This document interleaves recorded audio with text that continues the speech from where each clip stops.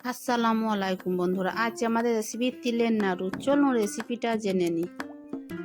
একটা কড়াই নিয়েছি, 250 তিল নিয়েছি। তিলটাকে কড়াইয়ে ভালো করে ভেজে নেব শুকনো কড়াইয়ে।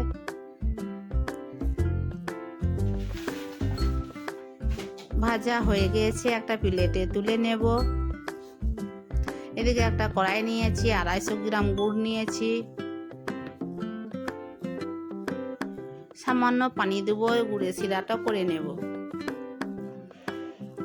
শিরাটা হয়ে গিয়েছে, হাত দিয়ে দেখে নেব শিরাটা হয়েছে নাকি। হয়ে গিয়েছে,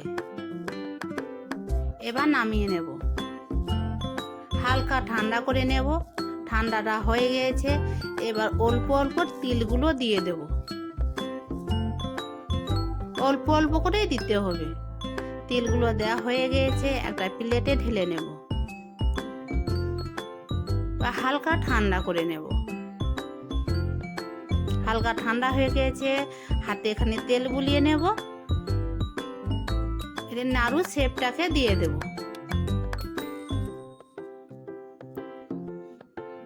এইভাবে সব নাড়ুগুলো করে নেব। নাড়ুগুলো করা হয়েছে, দেখুন কত সুন্দর হয়েছে। বাড়িতে বানিয়ে দেখবে। আল্লাহ হাফেজ।